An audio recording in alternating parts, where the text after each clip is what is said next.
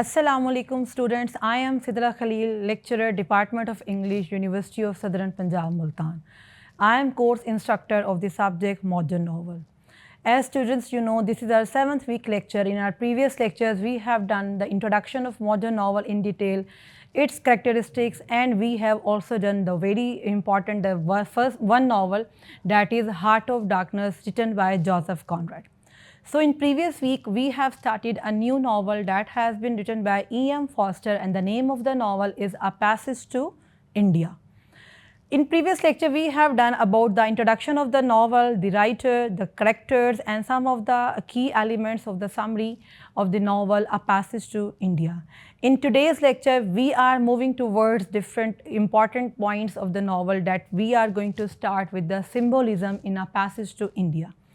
In A Passage to India, as I discussed while discussing the summary, there are a lot of key symbols include Malabar Caves, the most important event that represents the mysterious and unfathomable nature of India and humanity. The green bird, symbolizing the elusive and indefinable aspects of the country, and the wasp, it's embodying the Hindu concept of the oneness of all life. There are a lot of other symbols that include the mosque, which stands for harmony, and the temple representing the reconciliation. Forster's novel is layered with rich symbolic imagery that reflects his central themes of colonialism, race, religion, and human connection. And all these themes we will discuss in our next video. So symbols with interpretation and examples from the text are given over here. There are the 3 sections of the novel I told you earlier. The very first section is called the mosque, number 2 is cave, and number 3 is called temple. These 3 parts themselves serve as a symbolic structure, each setting the tone and stage for the events that unfold a lot of different meanings. The very first I am going to discuss, that is the Malabar Caves. It is the symbol of void, chaos, cosmic meaninglessness, and the Malabar Caves, later called the Barabar Caves in reality. These are the most powerful and enigmatic symbol in the novel. So it is having a symbolic significance, and they represent the inscrutability of India, a space where Western rationality collapses. The caves echo boom sound, or the boom symbolizes the emptiness and futility and hollowness of human distinctions, swallowing up all meaning and individuality. The echo's sameness, it never varies, suggests a cosmic indifference, a nihilistic undercurrent in the universe that mocks human attempts at order, morality, or communication. Textual example I added over here for you student. The line is that the echo in a Malabar Caves is entirely devoid of distinction. Whatever is said, the same monotonous noise replies. These are the lines I have taken from the text. An explanation of these lines according to symbolic aspect is that no matter what one says, that echo reduces it to the same sound. This symbolizes the collapse of differences between good and evil, love and hate, East and West, and the essence of Forster's existential view of India as an unfathomable mystery. Related incident of this symbol is that during Adela Koish's visit to the caves, she experiences confusion, fear, and possibly hallucination. Her breakdown symbolizes how the British mind fails to comprehend India's spiritual and emotional intensity. Another line from the text is that the crush and the echo had made too much for her. She lost hold of herself. Next symbol is the bridge party. The very important part, the very important scene of the novel is that it is also the symbol of failed connection between the Hindus, Muslims, and Britishers. So the bridge party is organized by the British officials in Chandrapur, a fictional city of the town in India, to bridge the gap between the colonizers and the colonized.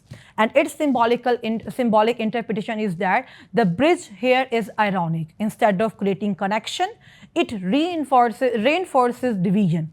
The physical arrangement of the party, British on one side, Indians on the other side, both of the things symbolizes the cultural and racial barriers, cultural and racial differences that colonialism entrenches.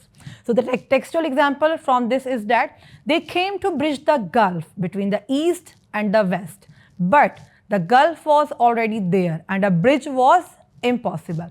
Again, the line from the text for this symbol And explanation is that the event highlights the superficiality of colonial gestures and how true friendship cannot exist under imperial domination. It also foreshadows the later failures of cross-cultural friendship in the novel, like the character of Dr. Aziz and Fielding. I told you about these two characters already. So the next symbol is the mosque. Mosque is a symbol of spiritual unity and harmony, and the mosque seen at the beginning of the novel contrasts sharply with the caves.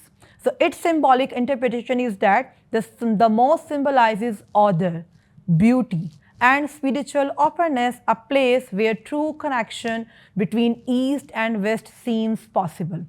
It is also a sanctuary for Dr. Aziz, where he first meets Mrs. Moore, another character. She is the mother of Ronnie, marking the novel's only moment of genuine communion between an Indian and an English woman. An Indian is a Muslim, that was Dr. Aziz's character, an English woman is a Mrs. Moore's character. So textual line is that God is here, said Mrs. Moore suddenly. God is here, echoed Dr. Aziz. Another line from the text that the scene occurred at the mosque. So explanation is that this spontaneous harmony shows how shared spiritual feeling transcends racial and political boundaries, a vision Foster desperately wishes could persist. The mosque thus becomes a symbol of potential human unity before it is later shattered by misunderstanding. Next symbol is the temple. It is also the symbol of reconciliation and cosmic harmony. The final section, the temple, that contrasts sharply with the caves, it is also having a symbolic interpretation. The temple of Krishna in the Hindu state of Mao, it represents love, it represents reconciliation and universal acceptance. It also symbolizes India's spiritual inclusiveness and Hindu vision of oneness, a counterpoint to the cave's emptiness. In the Hindu festival, distinctions dissolve not through chorus as in the caves, but through the spiritual unity. So the related line from this symbol from the text is that God is love, God is one, God is the beginning and end of all the things. An explanation of this line is that in temple, Foster suggests that only through a spiritual or cosmic love, not through political or rational systems, can reconciliation between East and West ever occur. The recurring phrase of the text is that one, one, one during the festival contrasts with the boom of the cave, symbolizing unity instead of void. So next symbol is nature. Nature, you know very well that it is a symbol of India's timelessness and indifference. The natural world in A Passage to India is portrayed as vast, unchanging and indifferent to human concerns. And its symbolic interpretation is that India's landscapes, its heat, its weather, its dust and sky, these things all embody eternity and course, dwarfing human conflicts. The hot weather and monsoon rains mirror emotional and political tensions, oppressive then cleansing. So textual example from this symbol are the following. The sky settles everything, not only climates and seasons, but when the earth shall be beautiful. An explanation of these lines is that nature represents India's permanence and mystery, before which human deviance, British versus Indian, Muslims versus Hindu, seem trivial. It also reinforces Foster's theme that India cannot be possessed or it cannot be understood through the Western logic.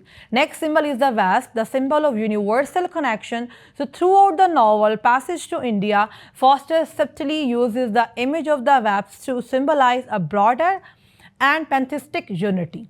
So textual example from this symbol is that Mrs. Moore smiled because she had seen a wasp clinging to the ceiling. Pretty dear, she said. These are the words used by Mrs. Moore. So explanation of these lines are the following. Her gentle compassion toward even a wasp reflects the Hindu belief in all forms of life being sacred. The wasp thus becomes a symbol of Mrs. Moore's spiritual inclusiveness and Foster's message of universal love that transcends human hierarchies. Next symbol is about the friendship between Dr. Aziz and Fielding. It is also a symbolical and it is a symbol of hope and humanism. Their relationship in the novel, it symbolizes the Foster's humanist ideal only connect basically, but colonial structures and cultural differences make their friendship ultimately impossible. So textual lines regarding the friendship of Dr. Aziz and Mr. Fielding is that no, not yet, said the sky, no, not there.